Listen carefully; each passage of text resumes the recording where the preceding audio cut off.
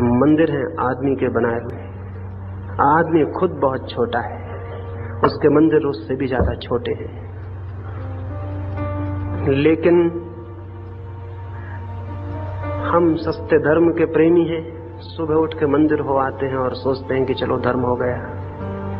एक आदमी सुबह से उठ के मंदिर हो आता है और धार्मिक होने का मजा ले लेता है। धार्मिक होना इतनी आसान बात नहीं है, इतनी सस्ती और इतनी बाजारू बात नहीं है कि आप एक मकान से दूसरे मकान में चले गए और धार्मिक हो गए।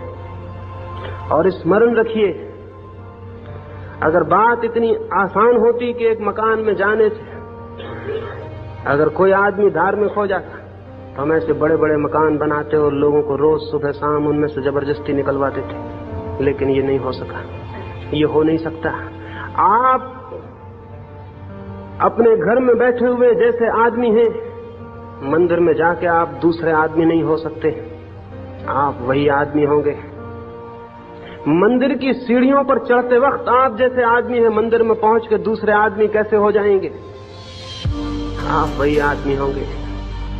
गंगा बहती है हिमालय से समुद्र तक, तो कोई सोचता हो कि सिर्फ प्रयाग पर आके पवित्र हो जाती है, उसके पहले पवित्र नहीं रहती और पीछे फिर पवित्र नहीं रहती, तो वो पागल है। अविच्छिन्न धारा है, कंटिन्यूअस धारा है। जीवन की और चित्त की भी अविच्छिन्न धारा है। आपके मंदिर में जाने से आप धार्मिक नहीं हो जाते। आप अगर धार्मिक हो तो जहां आप हैं वहां मंदिर जरूर हो सकता है, लेकिन आप किसी मंदिर में जाके धार्मिक नहीं हो सकते। आप अगर धार्मिक हो तो जहां आप बैठ जाएं वो जगह जरूर मंदिर हो जाती है, लेकिन कोई जगह मंदिर नहीं है जहां आप चले जाएं और धार्मिक हो जाएं। चेतना का परिवर्तन व्यक्ति को धार्मिक बनाता है, मकानों में आना जाना नहीं।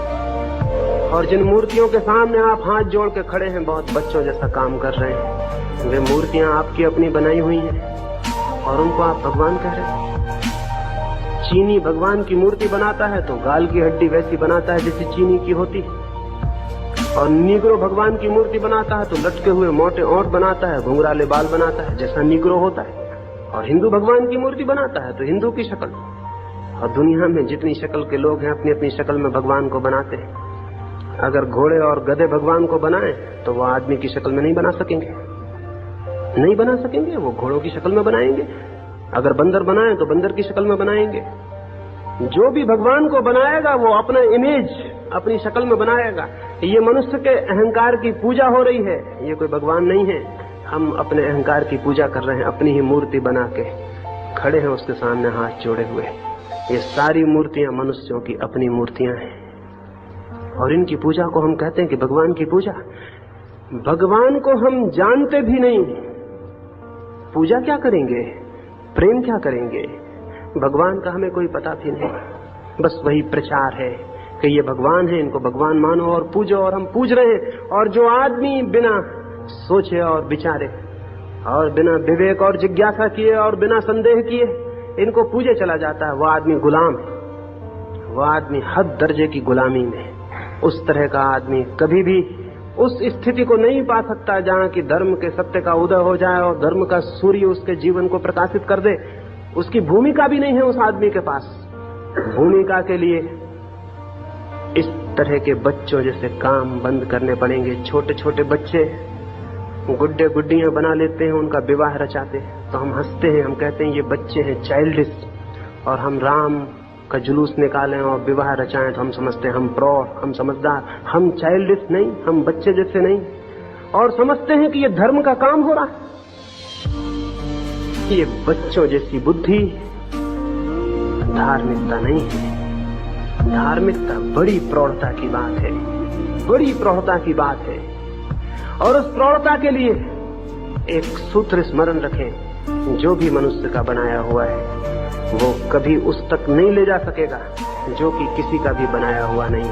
असृष्ट है परमात्मा, उसकी कोई सृष्टि नहीं, उसे किसी ने बनाया नहीं। उस तक जाना हो तो कुछ बनाने की जरूरत नहीं है, अपने को मिटाना पड़ता है। परमात्मा तक जिसको जाना हो उसे कुछ बनाने की जरूरत नहीं, खुद को मिटाना पड़ता है।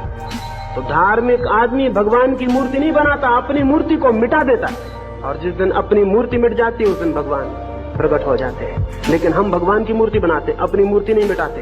अपनी मूर्ति को तो मजबूत करते हैं, और भगवान की मूर्ति और बनाते। अपनी मूर्ति को मिटाइए, अपनी मूर्ति अपना अहंकार, ये मेरा होना, ये मैं हूं कुछ, ये मेरी मूर्ति जो है इसको तोड़ना पड़ेगा। और ये मेरी मूर्ति टूट जाए तो उसका रूप प्रकट होगा जो किसी का बनाया हुआ नहीं है।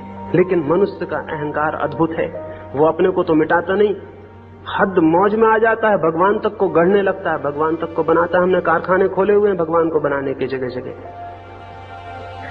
और इन सब कारखानों में और दुकानों में झगड़ा होता है जो कि स्वाभाविक है, क्योंकि एक दुकान कहती है हमारी दुकान के बने हुए भगवान ही सच्चे हैं, तुम्हारी बने दुकान के बने हुए भगवान झूठे।